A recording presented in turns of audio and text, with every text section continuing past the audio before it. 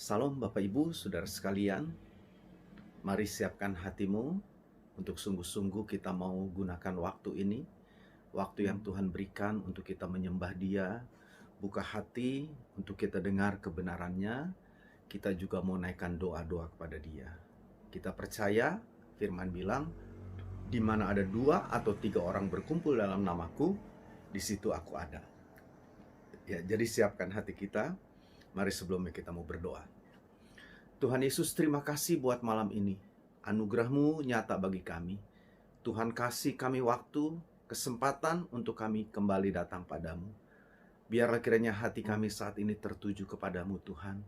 Biarlah hati kami boleh terangkat menyembah-Mu saat ini. Dan Tuhan hadir di mana kami berada. Biarlah kiranya hadirat-Mu menguasai kami.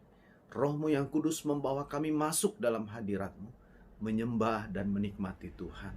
Terima kasih Bapa, biarlah nama-Mu yang ditinggikan pada saat ini, biarlah nama-Mu yang diagungkan, sebab memang Kau layak Tuhan. Terima kasih Bapa, terima kasih Tuhan Yesus, di dalam nama-Mu, haleluya, haleluya. Besar dan ajaiblah karya-Mu, adil dan benarlah jalan-Mu, Raja segala bangsa yang maha kuasa, mulia nama-Mu. Asar dan ajaiblah karya-Mu, adil dan benarlah jalan-Mu, Raja segala bangsa yang maha kuasa, mulia nama-Mu. Layaklah segala bangsa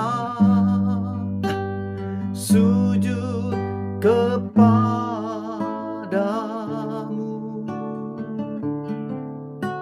sebab Kau Allah yang kudus, layak disembah. Besar dan ajaiblah karya-Mu, adil dan benarlah jalan-Mu,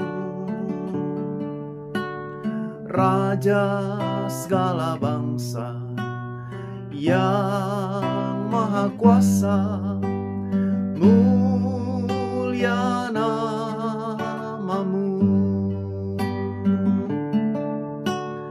Layaklah segala bangsa sujud kepadamu,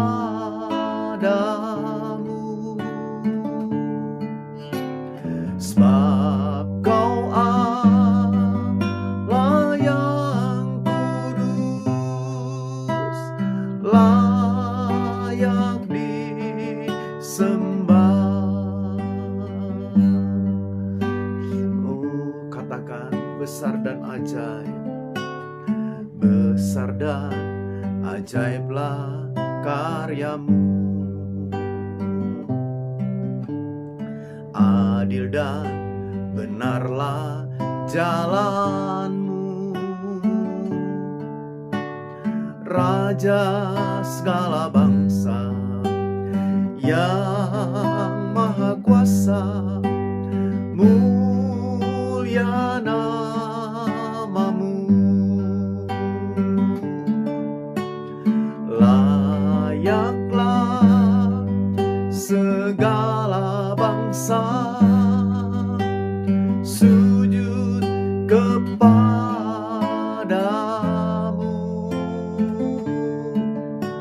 sebab Kau Allah yang kudus,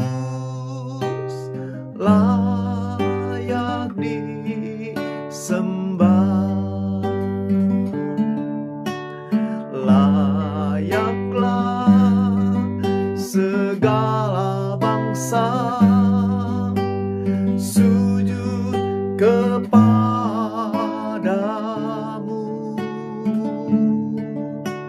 sebab Kau Allah yang kudus, layak disembah. Layaklah segala bangsa sujud kepadamu,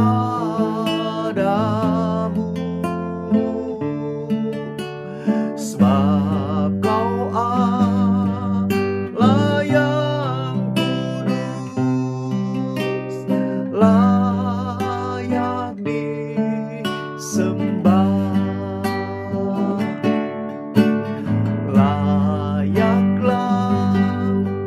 Segala bangsa sujud kepadamu, sebab Kau Allah yang kudus, layak disembah. Layak disembah, layak disembah.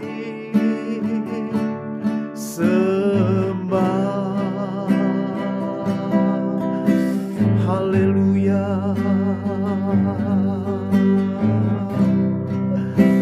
haleluya,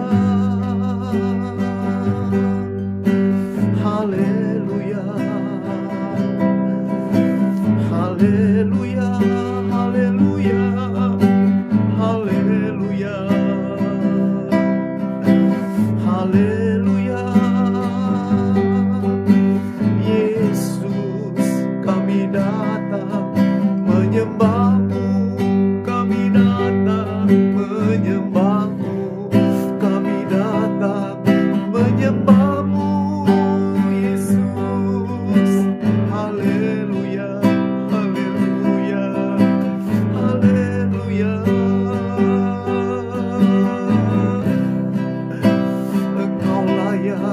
Terima pujian, Engkau layak Yesus, layak disembah.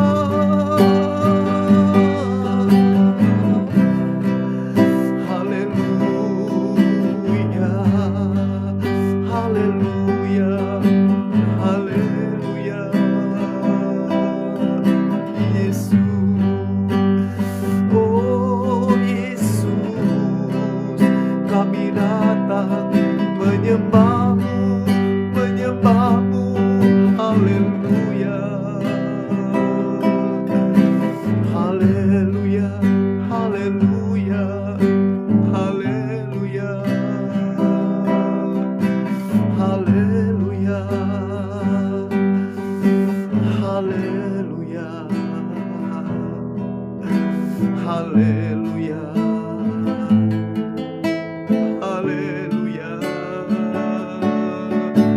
Haleluya, haleluya, haleluya, haleluya, haleluya.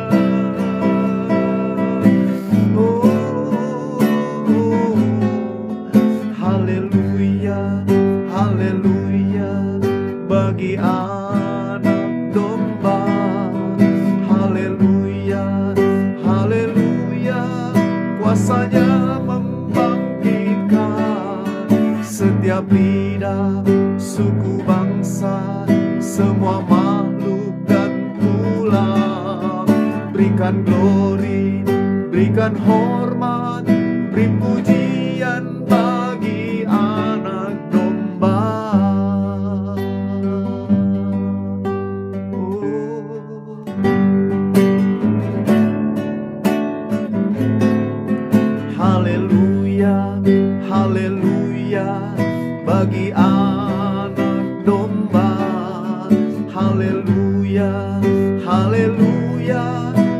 kuasanya membangkitkan setiap lidah, semua makhluk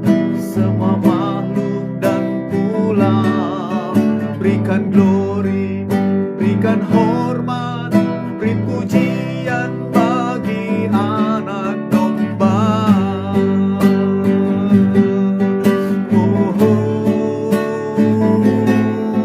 Haleluya, haleluya bagi anak domba.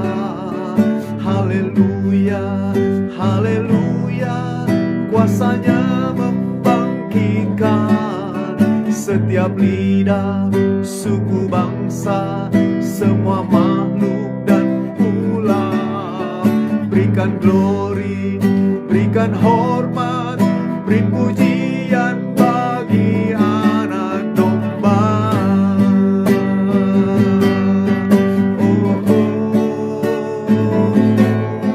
Haleluya, haleluya bagi anak domba. Haleluya, haleluya, kuasanya membangkitkan setiap lidah, suku, bangsa, semua makhluk dan pulau. Berikan glory, berikan hormat, beri pujian bagi anak domba. Beri pujian bagi anak domba. Beri pujian bagi anak domba.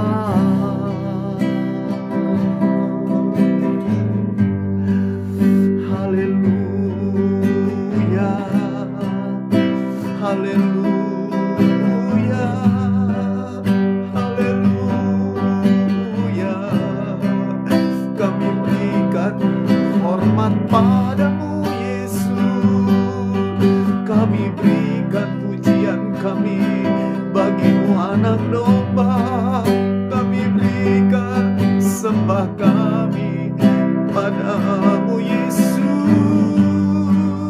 Haleluya, haleluya, haleluya, haleluya, haleluya, haleluya, haleluya. Yesus, haleluya, haleluya, Yesus, haleluya, haleluya, haleluya, Yesus.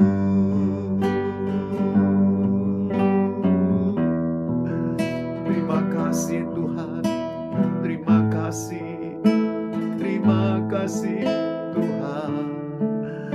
Oh Yesus,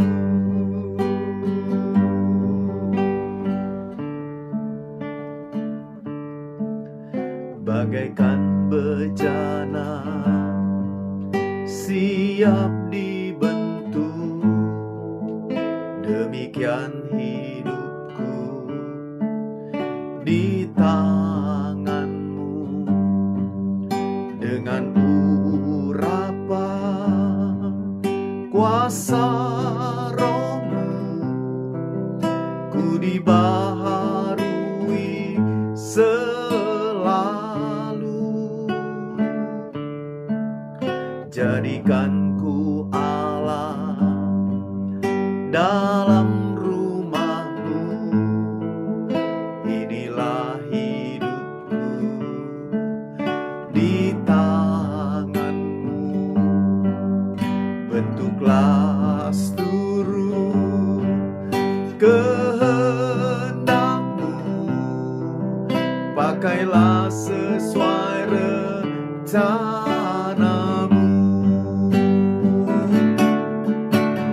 Ku mau sepertimu Yesus, di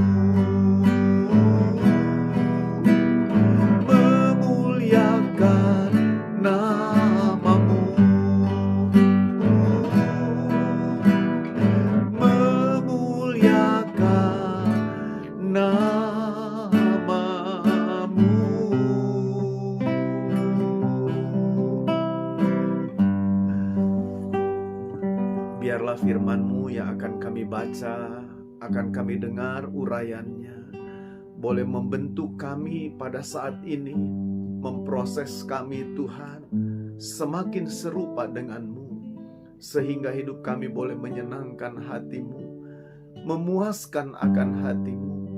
Ampuni salah dan dosa kami, kuduskan dan layakkan kami untuk menerima kebenaran firman-Mu yang suci. Urapan Roh Kudus mengurapi kami terus, menolong dan memampukan kami untuk kami mengerti apa yang menjadi kehendak Tuhan. Terima kasih Bapa, tolong hamba-Mu untuk dapat menguraikannya, supaya seluruh umat-Mu diberkati, dan biarlah nama-Mu Yesus ditinggikan. Terima kasih Bapa, terima kasih. Terpujilah nama Tuhan, di dalam nama Yesus. Haleluya, haleluya. Amin, amin, amin.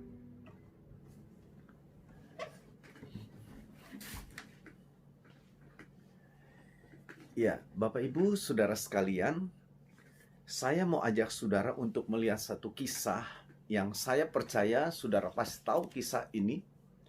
Tapi mari coba saya ingin ambil satu bagian lah, katakan saya ingin menyoroti satu bagian, satu pernyataan dari kisah ini.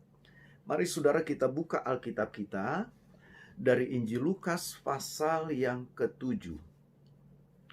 Lukas pasal yang ke-7, mulai ayat yang pertama sampai dengan ayat yang ke-10.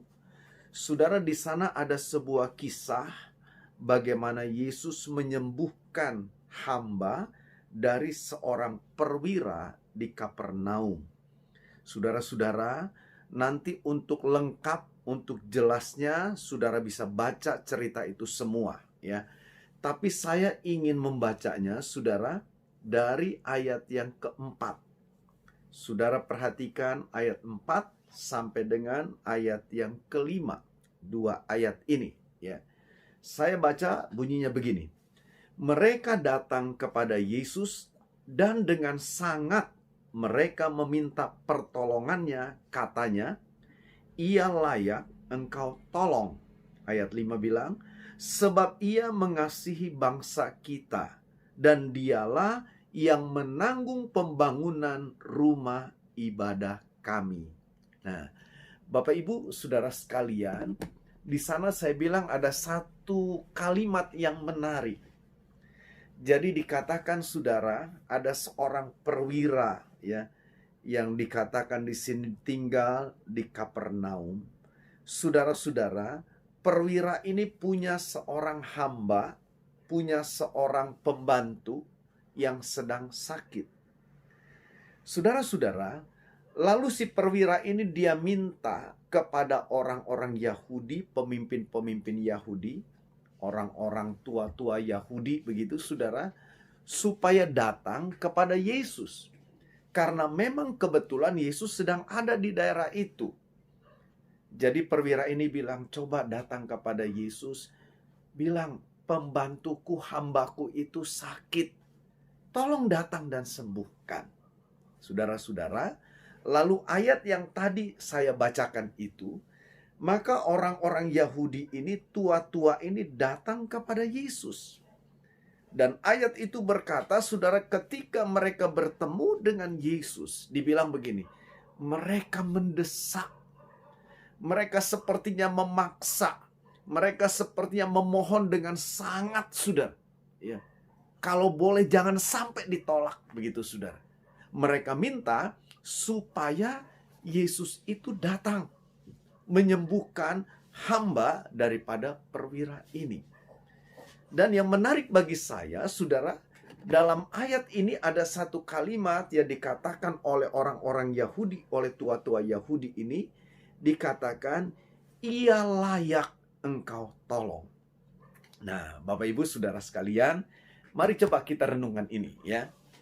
Jadi orang Yahudi berkata kepada Yesus tentang perwira ini, bahwa perwira ini layak, pantas, seharusnya dia ditolong. Nah, Bapak Ibu saudara sekalian, kira-kira apa sebetulnya menjadi dasar orang-orang Yahudi ini berkata bahwa perwira ini layak? untuk mendapatkan pertolongan. Perwira ini layak untuk mendapatkan jawaban yang pasti dari Yesus. Saudara, dari sini terlepas apapun alasannya, saya coba menangkap begini, saudara. Rupanya di kalangan orang Yahudi, saya tangkap ini, saudara, mereka coba mengkategorikan ada orang-orang yang memang pantas, layak untuk mendapatkan pertolongan Tuhan. Tapi rupanya juga mereka berpikir ada orang-orang yang tidak pantas, tidak layak untuk mendapat pertolongan Tuhan. Kalau kita bandingkan kisah ini, saudara, sebutlah dengan kisah Lewi. Waktu Yesus datang ke rumah Lewi, makan bersama-sama dengan Lewi, saudara-saudara, orang-orang Yahudi, orang Farisi, ahli Taurat protes. Kenapa protes? Seolah-olah mereka mau bilang gini, Yesus itu tidak boleh ada di antara orang-orang pemungut cukai seperti Lewi. Tidak pantas Yesus ada di sini. Tidak pantas Lewi ini mendapat kunjungan Yesus. Jadi saudara lihat, ada pandangan yang sepertinya ini loh orang-orang yang pantas menerima pertolongan, ini adalah orang-orang yang tidak pantas untuk ditolong. Nah, Bapak Ibu Saudara sekalian, saya kira kadangkala sikap yang seperti ini memang saudara sampai hari ini barangkali ada. Kita mungkin punya kriteria tersendiri ketika kita mau memberikan pertolongan kepada seseorang. Ya, sebutlah, saya pernah dengar ada orang bilang jangan kasih uang itu sama pengemis yang itu. Kenapa? Oh, dia masih muda, dia masih kuat, sehat lagi kelihatannya. Kenapa dia tidak bekerja? Dia mengemis. Jadi saudara, ukurannya kita lihat memberi karena saudara, tidak memberi karena ya masih kuat, nggak pantas untuk diberi. Oke, itu logis sekali, saudara. Nah, Bapak Ibu Saudara sekalian, mungkin ada banyak ukuran-ukuran lain. Nah, sekarang yang jadi persoalan, ketika kita berhadapan dengan Tuhan, ketika kita berdoa, ketika kita berseru kepada Tuhan, kira-kira menurut saudara, apa yang membuat, katakanlah, kita ini pantas doa kita ini didengar? Sudah sepantasnya kita ini didengar, dijawab oleh Tuhan doa kita. Bapak Ibu Saudara sekalian, mari coba kita renungkan ini. Kalau kita baca cerita ini, orang-orang Yahudi dia punya alasan. Dia bilang begini kan kepada Tuhan Yesus. Dia bilang, ia layak engkau tolong sebab, dibilang, ia mengasihi bangsa kita. Dan dialah yang menanggung pembangunan rumah ibadat kami. Jadi rupanya dua hal ini, saudara, menjadi dasar dalam pemikiran orang-orang Yahudi saat itu yang datang kepada Yesus minta. Jadi mereka bilang gini, Guru, ini perwira ini pantas, layak, harus ditolong. Kenapa? Karena ya dibilang perwira ini baik sama bangsa kita. Dia nggak pernah nekan walaupun dia seorang perwira, nggak suka semena-mena. Hidupnya baik, bahkan punya perhatian. Kita sebagai bangsa yang dijajah bisa saja dia memperlakukan kita seenak sesuka dia. Bisa saja begitu. Tapi dalam kenyataannya perwira ini tidak seperti itu. Dia baik kok sama bangsa kita. Bahkan kebaikannya itu dibilang bukan hanya lewat sikapnya, tapi juga lewat sebuah perbuatan yang nyata. Apa? Dibilang di sini, yang membangun, katakan menanggung biaya pembangunan rumah ibadat kami itu adalah perwira itu. Jadi saudara bayangkan, ini perwira baik hati, tidak semena-mena, tidak kejam terhadap katakan rakyatnya, kepada orang Yahudi yang sedang dijajah. Ya. Di samping itu, justru dia berkorban, menyalurkan saudara bantuan kepadanya, memberikan bantuan kepada orang-orang Yahudi dalam membangun rumah ibadatnya. Saudara, saya kira ini sesuatu yang memang sangat manusiawi dan logis. Ketika orang-orang Yahudi itu berkata, dia layak. Bapak Ibu, memang kalau kita lihat, Yesus dengar gitu tanpa banyak komentar, lalu berkatakan begini, saudara, ayat 6 bilang, lalu Yesus pergi bersama-sama dengan mereka.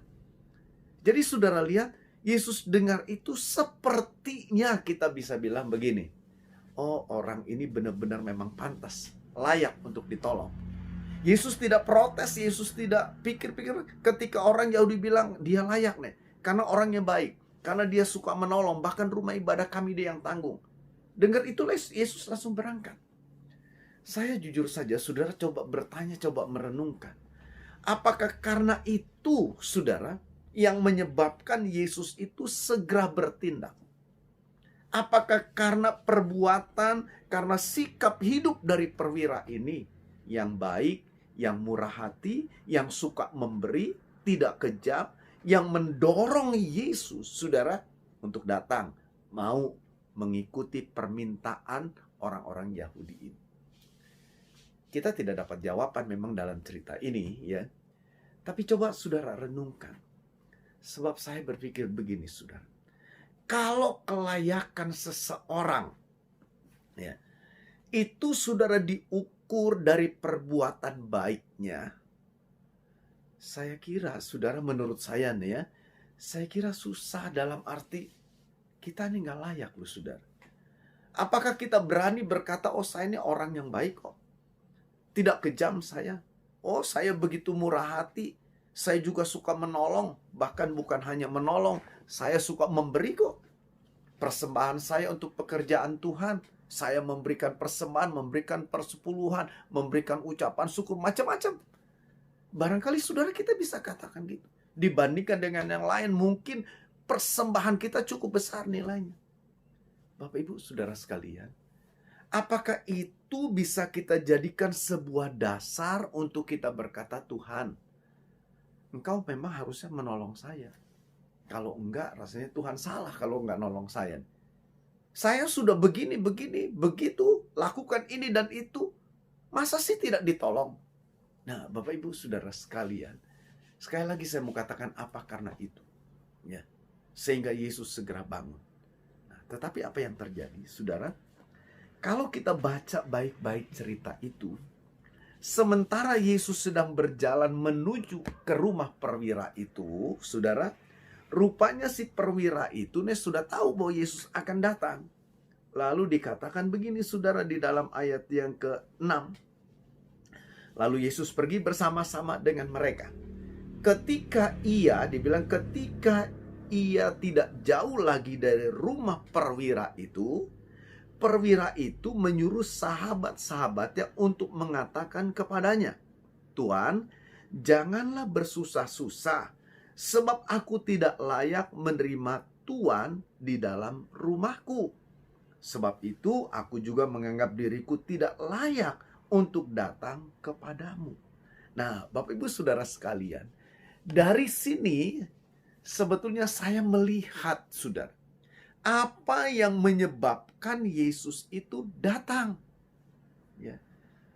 Saudara-saudara, bagi saya Tuhan tahu lebih daripada apa yang dibuat oleh perwira ini. Orang-orang Yahudi itu, tua-tua Yahudi pikir Yesus datang karena memang orang ini layak karena dia baik. Suka kasih persembahan, suka nolong, orangnya ramah. Ya. Tapi saudara lihat, ternyata di balik kebaikannya itu ada sesuatu yang lebih bernilai. Jadi kalau boleh saya bilang begini, saudara, sikap yang baik terhadap orang Yahudi, sikap yang baik yang suka menolong, suka berkorban, suka memberikan, katakan, bantuan untuk pekerjaan Tuhan itu menjadi sebuah hal yang wajar, yang logis dari sikap hati yang benar. Jadi saudara, perhatikan saya begini. Saya bisa saja nih saudara kasih persembahan. Tapi kalau di dalam saya dasarnya ini tidak benar, saudara-saudara, saya yakin persembahan kita itu gak ada nilainya. Coba saudara renungkan ini baik-baik. Oh, saya saudara lihat saya baik orangnya, suka senyum gitu kan, saya nolong saudara. Bapak Ibu saudara sekalian, kita kan kadangkala menilainya itu hanya dari hal-hal yang seperti itu. Tapi ternyata saudara, kalau saya lihat ayat ini, itu jauh di balik semua yang dilakukan, yang ditampilkan oleh perwira ini. Yaitu saudara suka menolong, suka memberi, orangnya baik, begitu. Itu ada sebuah hati, katakan, ada sebuah pribadi yang memang luar biasa, yang memang berkenan. Apa yang membuat mereka, saya bilang, luar biasa dan berkenan? Ada dua hal, saudara. Paling tidak yang pertama adalah masalah iman. Jadi saudara, masalah iman inilah yang membuat saudara, dia itu mau menolong, dia mau bersikap baik, dia mau juga memberikan persembahan, membantu pembangunan rumah ibadah orang-orang Yahudi. Yang kedua, saudara, bukan hanya iman, tapi juga lihat kerendahan hatinya. Benar-benar merasa diri ini nggak layak, merasa diri ini nggak pantas, merasa diri ini benar-benar di hadapan Tuhan itu tidak layak sama sekali. Saudara, dua hal ini menurut saya, dua hal ini yang membuat Yesus bertindak, mau datang, mau menolong. Saudara, saya ingat di dalam kitab Ibrani. Di dalam kitab Ibrani pasal yang ke-11, saya akan bacakan ya. Ibrani pasal yang ke-11. Saudara, di dalam ayat yang ke-6 ya.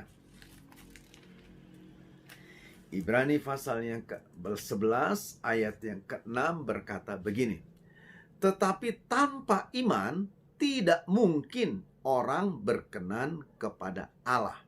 Sebab barang siapa berpaling kepada Allah, ia harus percaya bahwa Allah ada dan bahwa Allah memberi upah kepada orang yang sungguh-sungguh mencari Dia. Nah, jadi saudara lihat, penulis Ibrani berkata, tanpa iman tidak mungkin orang berkenan kepada Allah. Itu sebabnya saya melihat ini ada sebuah iman yang luar biasa pada si perwira ini. Dan iman yang luar biasa ini pun diakui oleh Yesus. Saudara-saudara, jadi kita lihat iman inilah yang melayakkan seseorang. Iman inilah saudara yang membuat orang itu, saudara, dia mau datang kepada Tuhan dengan sungguh-sungguh. Dia percaya sungguh-sungguh kepada Tuhan. Jadi saudara, ada banyak hal di dalam Alkitab Yesus berkata tentang iman. Ya. Kalau kita berdoa, percayalah, Yesus bilang, apa yang kamu doakan itu dijawab, sudah diterima.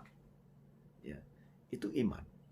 Jadi saudara lihat, iman adalah sesuatu yang begitu bernilai, berharga di mata Tuhan.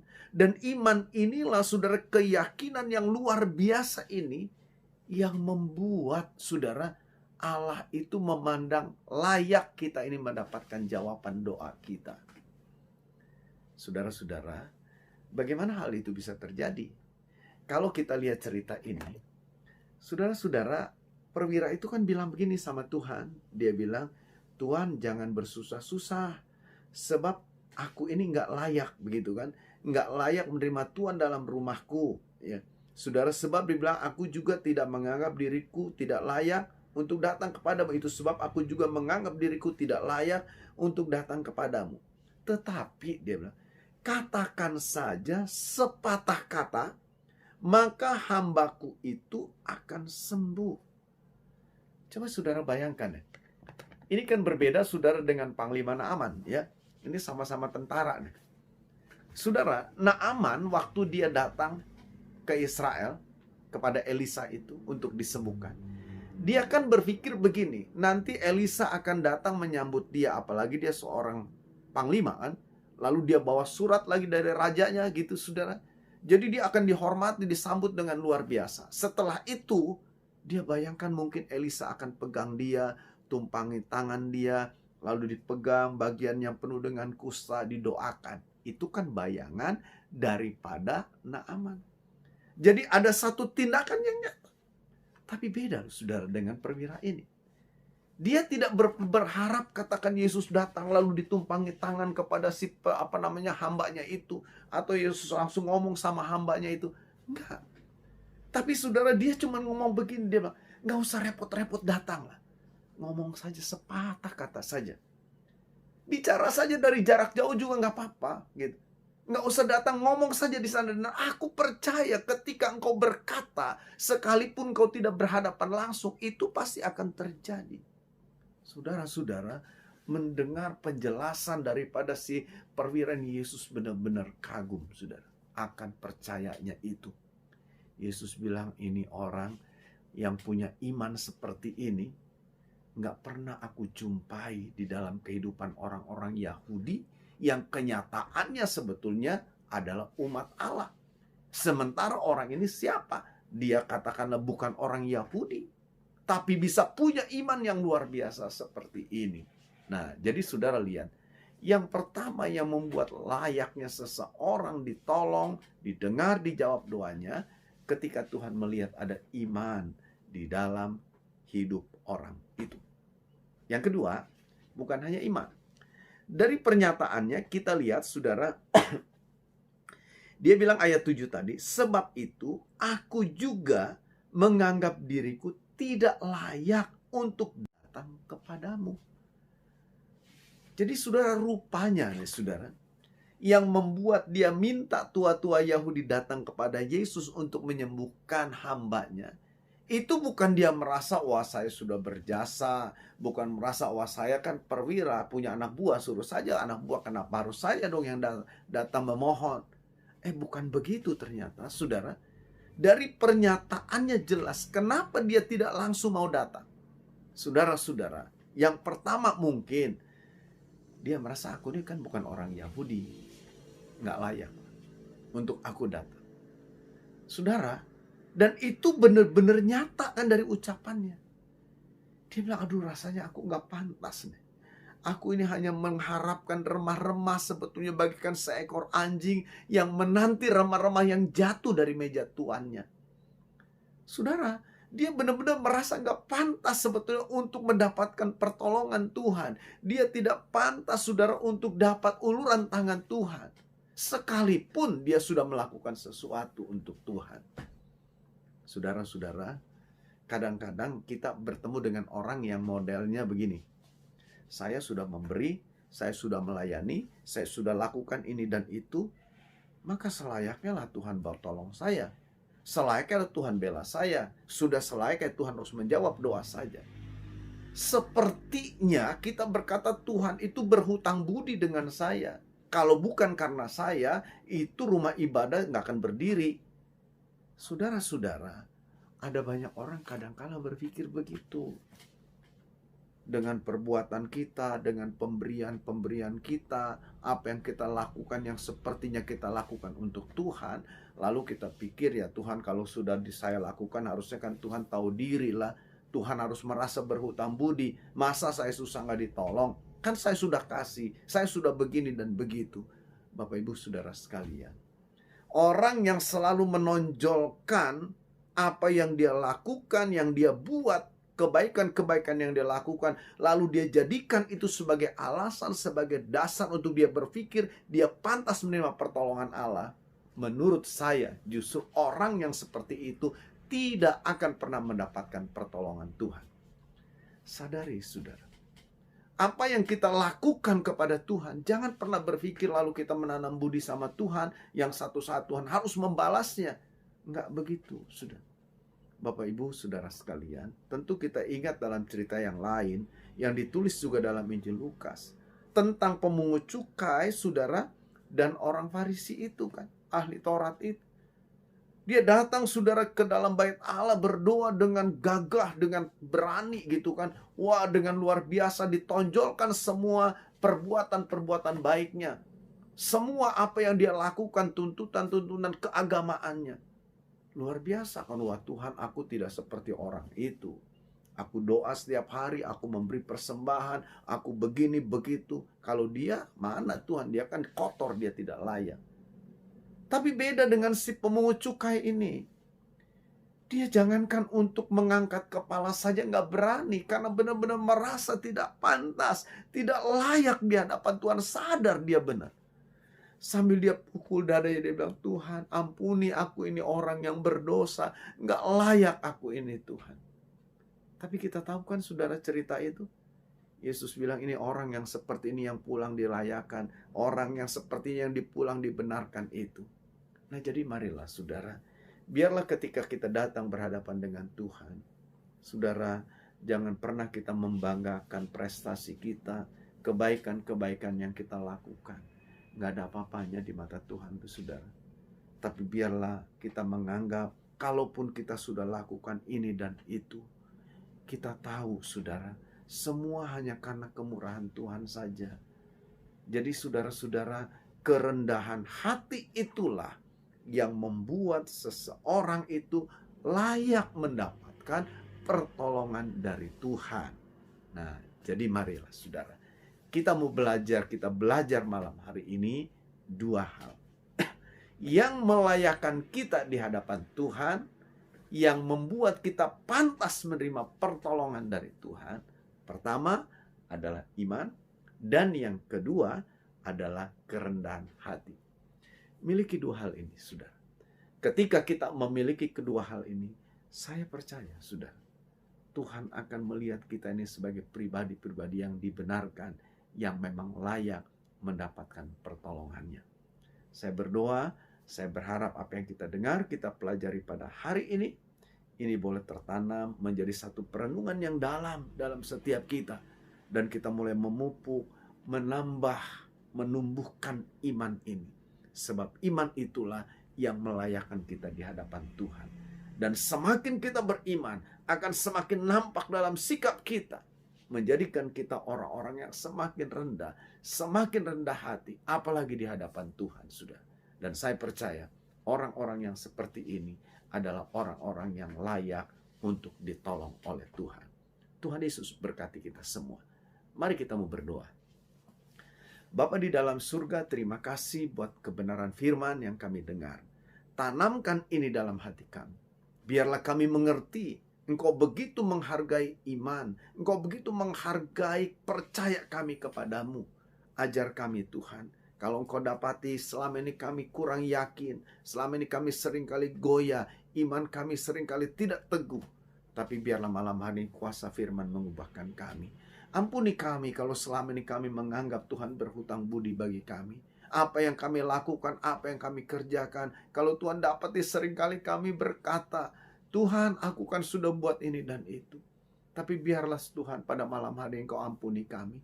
Layakkan kami karena kami sesungguhnya tidak layak. Apa yang kami lakukan selama ini kepadamu, bagi pelayanan, bagi pekerjaanmu Tuhan, sesungguhnya tidak ada apa-apanya Tuhan.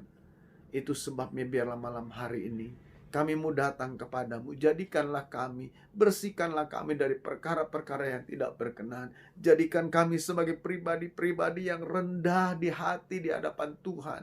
Benar-benar kami tidak layak. Kalau apa yang ada pada kami, kami bisa ini dan itu. Semua hanya karena kebaikan dan anugerah-Mu. Terima kasih Bapa.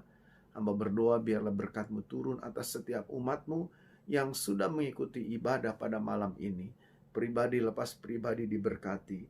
Kalau ada di antara saudara yang sakit, dalam nama Yesus aku berdoa. Dalam nama Yesus terimalah kesembuhan. Tuhan menyembuhkan sakit penyakitmu. Apapun juga sakit penyakitmu dalam nama Yesus, jadilah sembuh engkau. Kalau engkau sedang berbeban berat, engkau sedang mengalami satu tekanan hidup yang begitu berat, mari angkat tanganmu kepada Tuhan, berseru kepada Tuhan. Dan malam ini saya berdoa di dalam nama Yesus, turunlah anugerah-Mu, kuasa-Mu, memberikan kelepasan, memberikan kelegaan kepada mereka. Dan mereka boleh dibebaskan, dimenangkan, mereka boleh menemukan jalan keluar, mencapai kemenangan-Mu Tuhan. Terima kasih Bapa. Kami juga berdoa untuk setiap keluarga. Tuhan berkat-Mu ada atas setiap keluarga.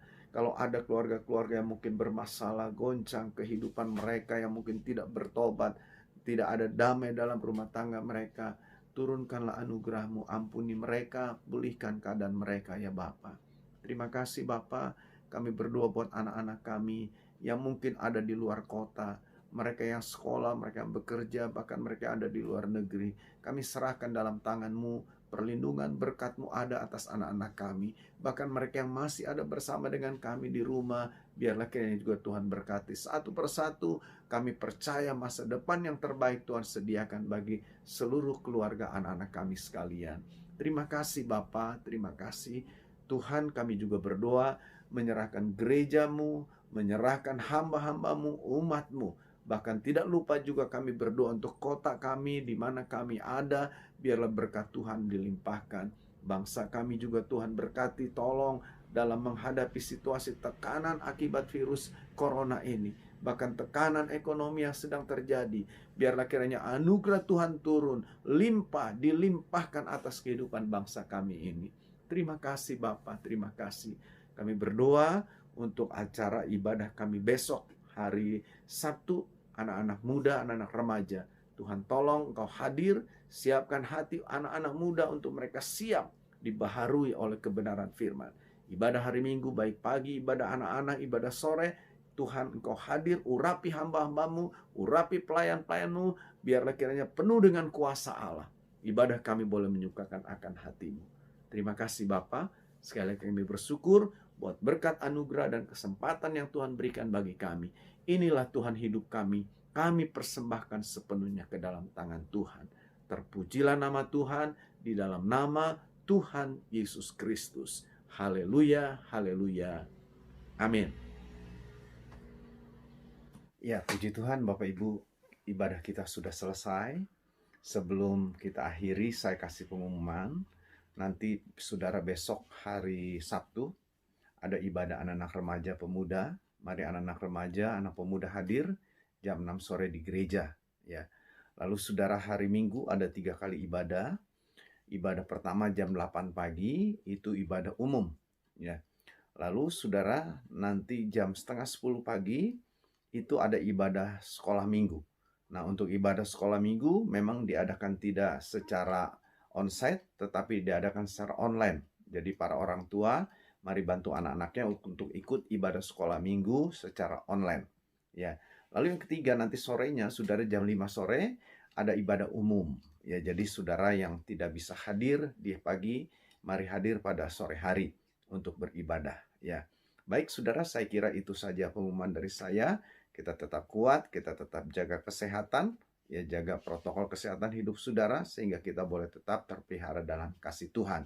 Kalau ada di antara saudara yang mau memberi persembahan, silakan berikan dengan sukacita kepada bendahara gereja, kepada ketua komsel, bisa dititip kepada mereka. Ya, atau saudara mau kasih lewat persembahan, mau transfer lewat rekening bank, silakan. Nah, saudara bisa lihat di layar handphone saudara, layar laptop saudara, ada di sana ada tertera rekening bank BCA, itu atas nama Gereja Betel Indonesia Kuningan, ya GB Kuningan. Baik saudara, demikian Tuhan Yesus berkati kita semua. Amin.